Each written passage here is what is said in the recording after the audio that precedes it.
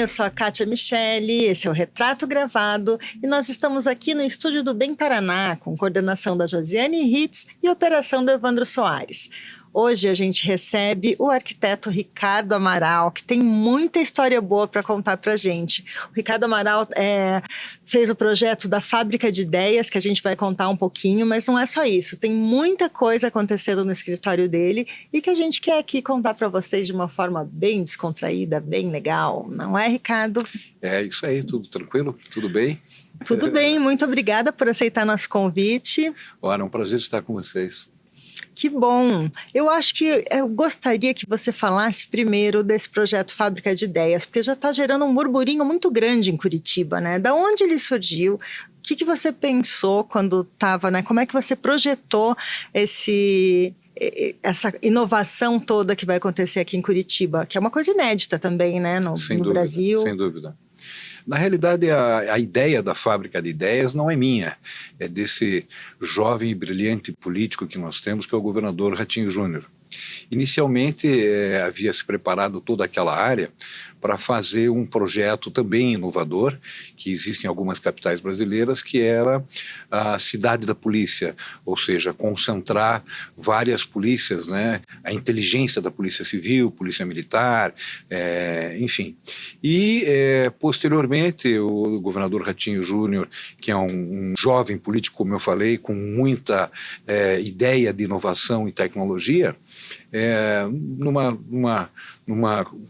numa ideia dele, resolveu mudar, obviamente, o projeto em si para fazer a Fábrica de Ideias, que nada mais é do que um hub de inovação, tecnologia, cultura e lazer. Quer dizer, um lugar onde as pessoas podem se encontrar para estudar tecnologia, para apreciar os museus, o Museu de Arte Moderna, que vai para lá, o Museu da Imagem do Som, que vai para lá também, né? E os espaços de tecnologia e inovação, com o objetivo realmente de tornar o Paraná um centro de inovação e tecnologia, que já é, vamos assim dizer, né? Curitiba sempre esteve na ponta e na inovação do planejamento urbano, do transporte coletivo e também na tecnologia e inovação.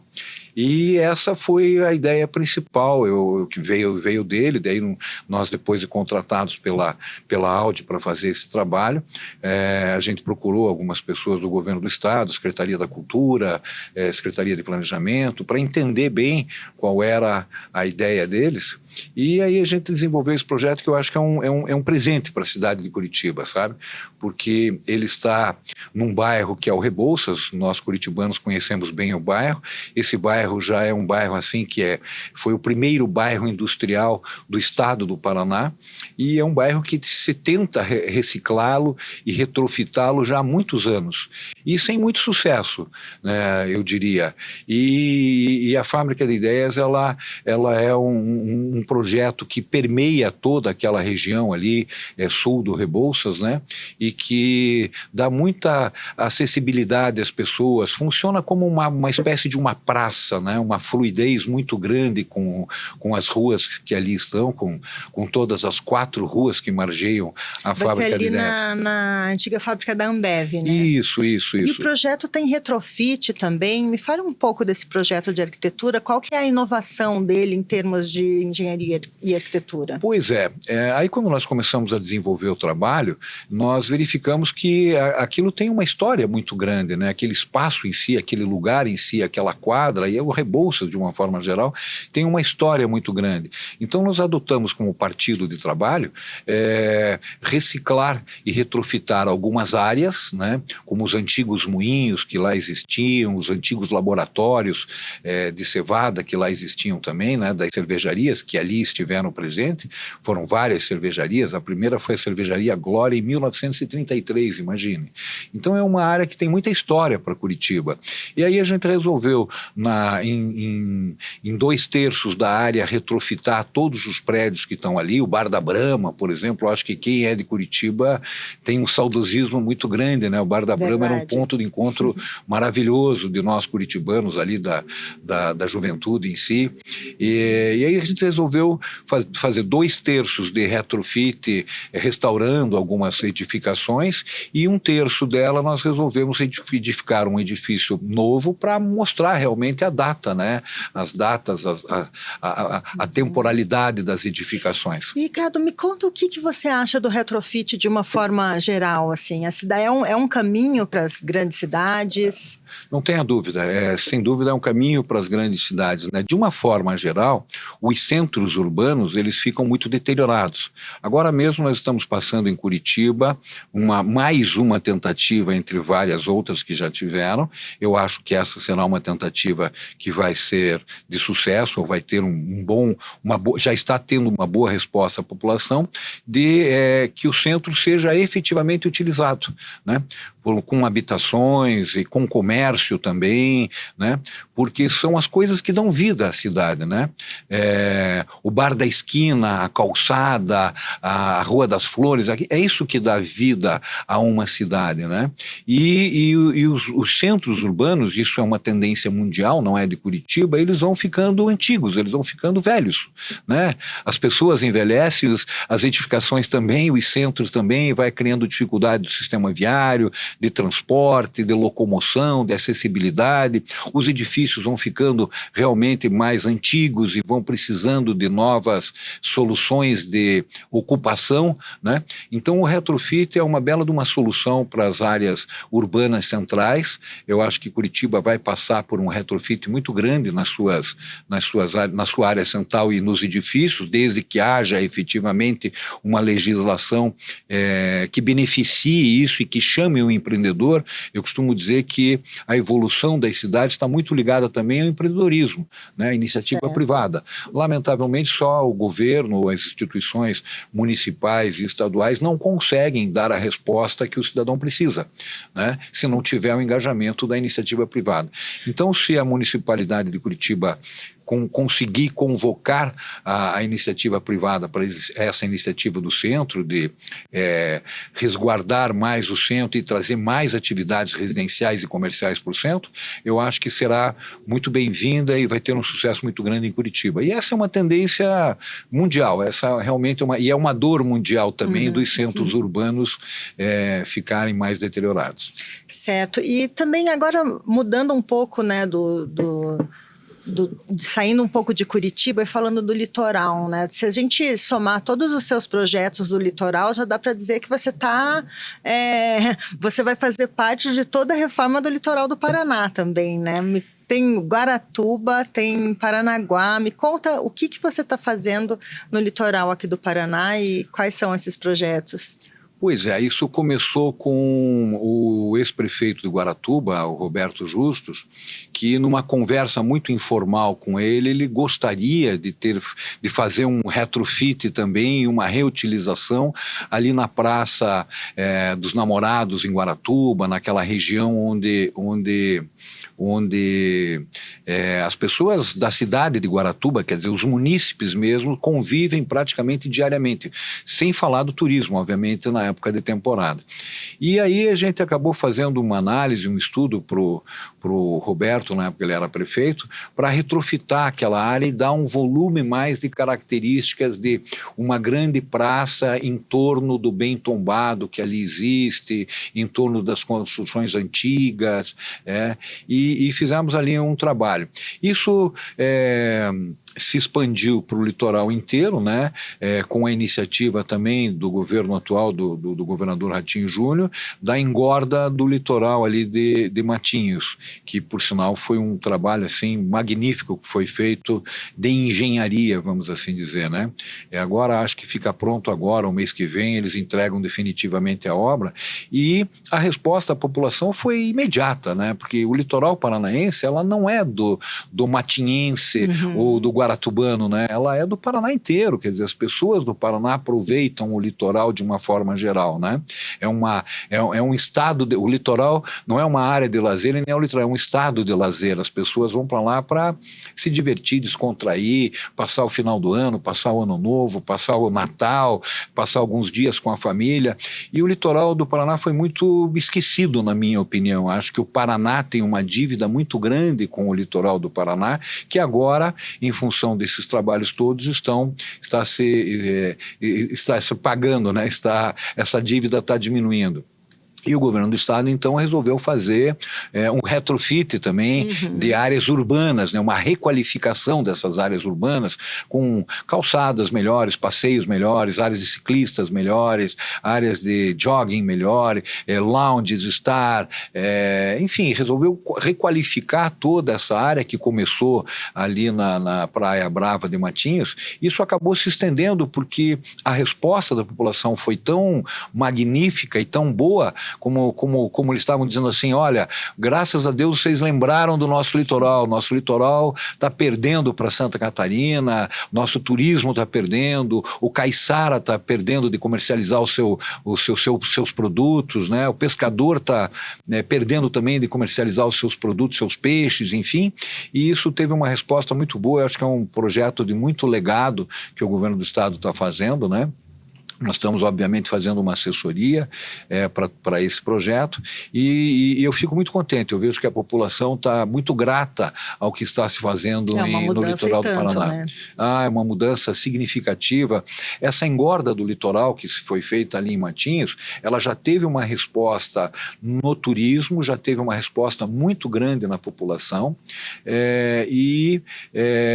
o litoral ali reviveu, quer dizer, teve uma resposta, inclusive no mercado imobiliário que fazia anos que estava um pouco estagnado no litoral do Paraná. Nessa região, os imóveis já aumentaram de preço, os terrenos já aumentaram de preço, o movimento do turismo aumentou, o movimento dos comerciantes aumentou, o movimento do artesanato local aumentou também. Então, isso é a resposta que eu acho que todos nós queríamos, né? Mostrar que o litoral é de todos os paranaenses, não é somente daquele cantinho de Pontal, Ilha do Mel, Guaratuba, Matinhos, Caiobá, essa região toda.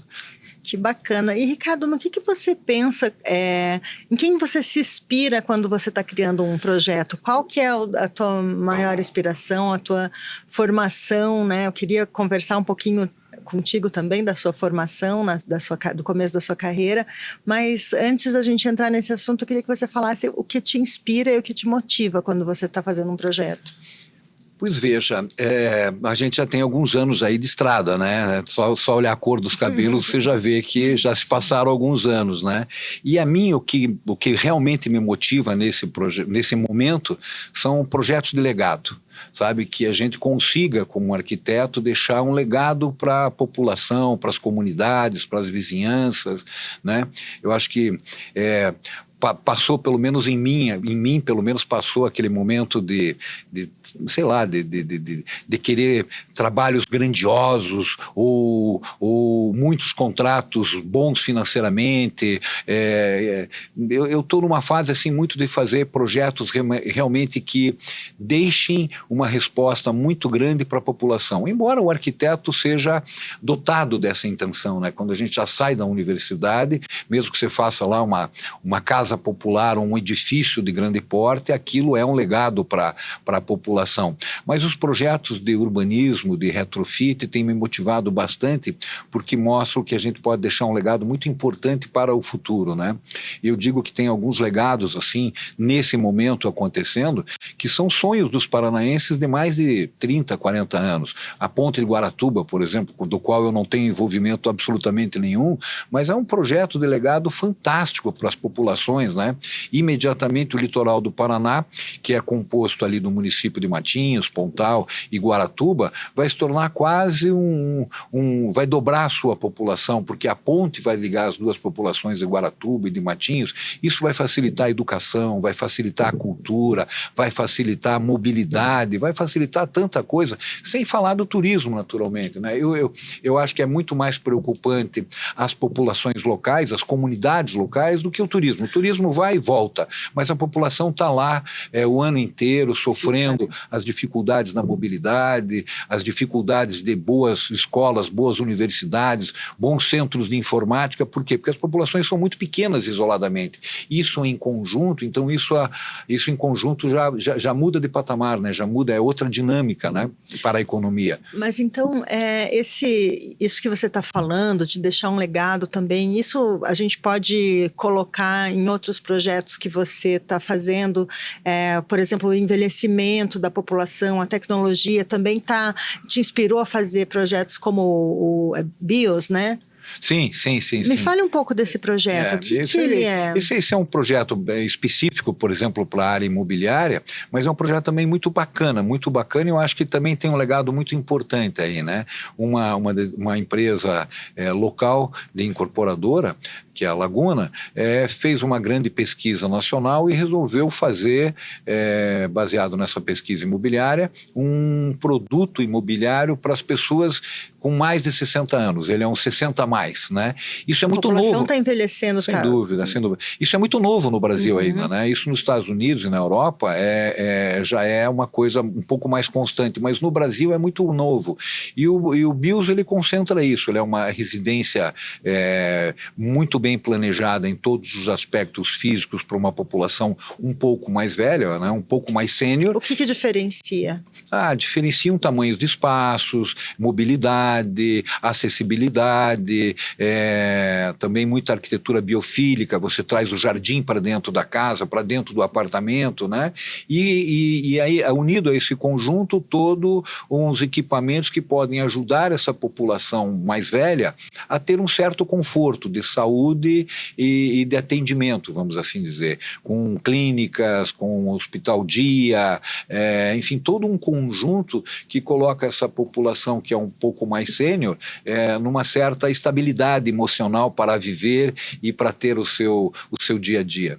É um projeto bem interessante, ele está, mas eu acho que mais daqui uns 6 meses, 7 meses fica pronto, e é um trabalho também que eu tive muito prazer em fazer, muita pesquisa, né, porque é um assunto muito novo ainda no Brasil, então foi um trabalho assim que gerou quase 1 ano de pesquisa entre todos os técnicos envolvidos, e eu estou muito satisfeito também com ele. Que bacana, a arquitetura transforma mesmo, né, vidas, momentos. Por que você decidiu fazer, né? Eu soube que você ficou na dúvida, na inscrição do vestibular, você já estava na dúvida se queria fazer arquitetura ou engenharia, né? O que te fez? Eu até brinco que os engenheiros, meus colegas, me chamam de arquiteto, os arquitetos me chamam de engenheiro, porque a gente trabalha muito também com o poder da engenharia, né? A arquitetura, ela tem realmente o poder de transformar cidades, e transformando as cidades e os espaços, ela obviamente transforma e adiciona mais qualidade de vida para as pessoas. Pode adicionar também uma qualidade de vida ruim, que é o que a gente não quer, e a arquitetura sempre busca uma qualidade de vida melhor e essa transformação melhor para as pessoas. Mas é uma história curiosa. Eu morava numa república de estudantes, onde a metade ia fazer engenharia e a outra metade ia fazer arquitetura. E eu me dava mais com a metade que queria fazer arquitetura. E na fila do vestibular, eu estava decidido a fazer engenharia, mas na fila da inscrição, ali 2 passos antes do guichê, eu mudei para arquitetura. Embora eu trabalhe com isso desde os 12, 13 anos de idade. Eu fui office boy de escritório de engenharia, depois fui office boy de escritório de arquitetura. Então a minha vida sempre foi trabalhar muito com desenho, né? Muito com desenho. Eu trabalhei a minha vida inteira com desenho. Então a arquitetura estava já no sangue meu e da minha família. Eu tenho 5 irmãs, 3 delas são formadas em belas artes, né?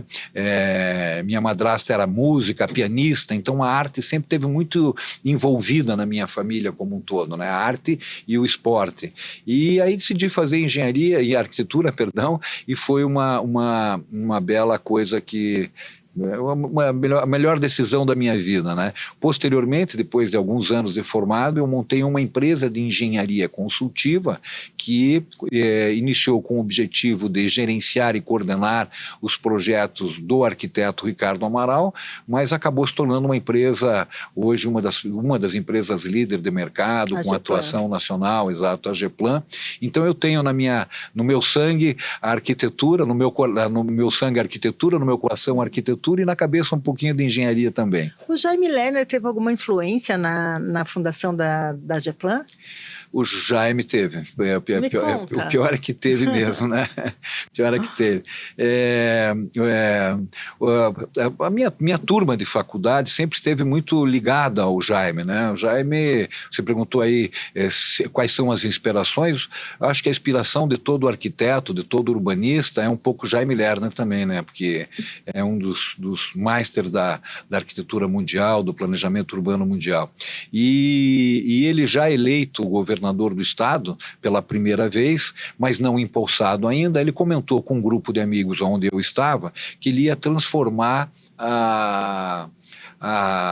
a economia do Paraná, que ele ia tornar o Paraná também um Paraná industrializado, porque o Paraná era eminentemente agrícola.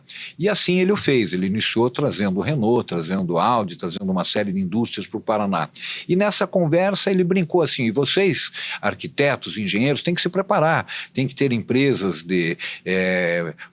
tem que se estruturar melhor para desenvolver os projetos, para poder atender aquilo que eu vou trazer, porque nós vamos trazer para o Estado, empresas de engenharia, empresas construtoras e empresas de gerenciamento e fiscalização de obras que não tem muito, senão o pessoal vai para São Paulo, vai procurar profissionais em São Paulo. E eu fiquei com aquilo na minha cabeça e disse, eu acho que vamos pesquisar o que é esse gerenciamento e fiscalização de obras. Assim nasceu a Geplan, atendendo algumas indústrias que vieram para o Paraná na década de 2000, por aí, né? 2000, 2010, a gente atendeu 32 indústrias no estado do Paraná, que se implantaram no estado do Paraná. E aí a Geplan se tornou uma empresa de engenharia consultiva mesmo, né? Com uma grande qualificação técnica na área industrial. Quais projetos você destaca da Geplan desde que você fundou até agora? Nossa senhora, tem tanta coisa bacana, né? Olha, o primeiro, sempre o primeiro, porque você lembra com mais carinho, né? O primeiro foi a Brose do Brasil, que é uma empresa, é uma indústria que fornece módulos para a indústria automotiva. Ela está ali em São José na saída para Santa Catarina, e essa foi a primeira indústria que a gente atendeu. E atrás dela daí vieram várias outras, né? A área industrial na Europa, nos Estados Unidos, se conversa muito, então quando eles vinham para o Paraná, eles acabavam por indicação do pessoal da Brose nos procurando. Aí nós implantamos Macisa, nós implantamos Continental Pneus, enfim, uma série de indústrias aí, e até hoje a Geplan tem uma história muito grande e é muito forte na área industrial. Que legal, mas vamos falar então um pouco antes da Geplan, né? E antes também da faculdade, durante, você teve uma conexão muito forte com o esporte, né? Com o hipismo. Como que isso definiu a tua vida e como te influenciou essa questão do esporte, da arte, que você contou que a sua família era muito ligada, né? Como que isso moldou a sua personalidade? A arte e o esporte disciplinam, né? É uma educação que transcende, que está muito ligada à disciplina, principalmente o esporte. E minha família sempre foi muito ligada à arte, né? Minha madrasta era pianista, minhas irmãs fizeram artes plásticas, uma outra irmã minha também fez arquitetura, enfim. Mas meu pai, meu avô, era um desportista muito, muito bom na época de tiro ao alvo, né? Seu pai foi campeão? Meu pai foi várias vezes campeão de tiro ao alvo pelo Paraná, campeão paranaense, campeão brasileiro várias vezes. Você atira, não? Não, eu não atiro, não tenho essa habilidade. Meu filho tem uma habilidade muito boa, mas não compete. E então na minha casa, né, minha madrasta foi seleção olímpica, meu pai foi seleção olímpica de tiro também, em Seul, e isso estava sempre muito ligado, o esporte muito ligado na minha família, né? Meu pai tinha um pequeno estande de tiro na casa dele, onde ele praticava tiro de ar comprimido, que é uma arma bem mais simples, né? Não é tão... Quer dizer, todas as armas são perigosas, mas essa é uma arma menor, né? Uma arma de pequeno calibre, de chumbinho, vamos assim dizer, né? E ele tinha um pequeno estande de ar comprimido, como eu te falei, minha madrasta foi para a seleção brasileira nas Olimpíadas de 1950, não me lembro agora, mas foi em Seul, né? E essa ligação com o esporte sempre fez a gente gostar muito do esporte. E eu pratiquei o esporte a minha vida inteira, pratico até hoje, mas num determinado momento da minha vida eu me apaixonei por cavalos. E aí eu pratiquei hipismo durante muitos anos da minha vida, fui presidente da Sociedade Hípica Paranaense, meu filho competiu, foi campeão brasileiro, a gente teve uma história no hipismo também bacana. Eu digo que eu sempre fui um cavaleiro muito ruim, mas era apaixonado por cavalo, então a paixão me levava a praticar o esporte que eu não tinha muita habilidade, mas gostava muito de fazer, né? Mas hoje não, deixou... Hoje eu não pratico mais já há alguns anos, né? O hipismo eu não pratico mais, vou ver as provas, sigo os campeonatos mundiais pela televisão, pela internet, enfim, mas não pratico mais. E você estava falando da sua família, né? O seu pai era mais rígido, ele te apoiou quando você decidiu pela arquitetura, como é que foi essa... Você sabe que meu pai não teve muita influência na minha vida profissional, não, sabe? E nem na minha vida escolar. Eles eram, obviamente, controladores dos filhos, né?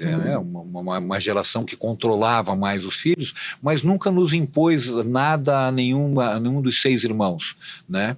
Você saiu cedo de casa, né? Saí um pouco cedo de casa, fui... Com quantos anos? Eu acho que eu tinha uns 17 anos, um pouco antes de fazer 18 anos eu saí de casa e fui morar com os amigos e depois já entrei numa república e a república foi maravilhosa porque eu fiz grandes amigos até hoje e todos eles eu brinco que eram CDF, então a minha única diversão era estudar e tomar de vez em quando uma cerveja com eles. Foi um bom time que me ajudou muito a evoluir nessa época.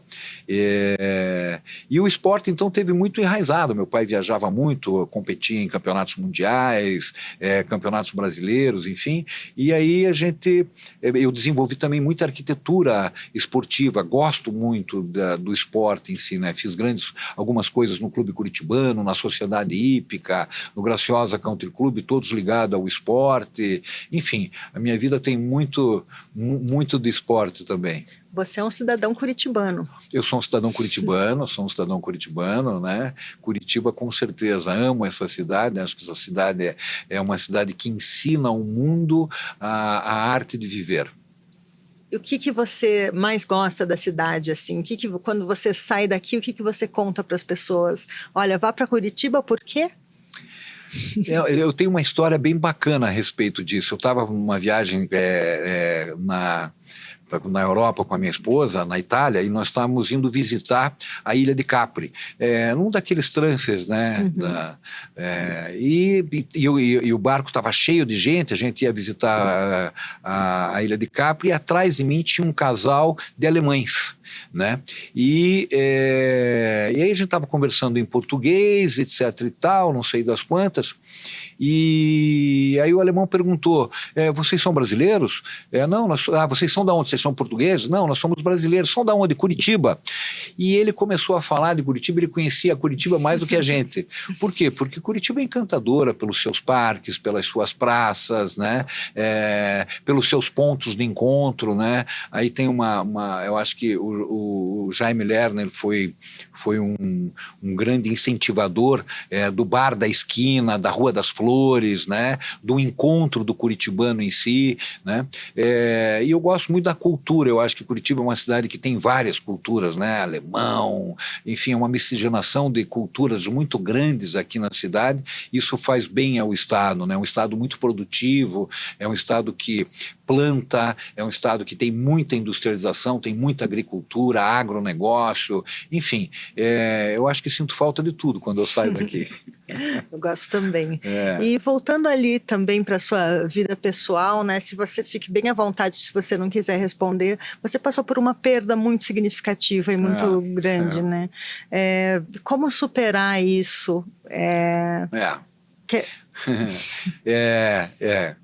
Eu perdi um filho há 17 anos atrás, num acidente de automóvel, no dia que ele estava fazendo 19 anos, ele saiu para comemorar com os amigos e lamentavelmente teve esse acidente. É uma perda que é um buraco no coração, ele nunca fecha, ele sempre diminui um pouquinho, mas nunca fecha, né?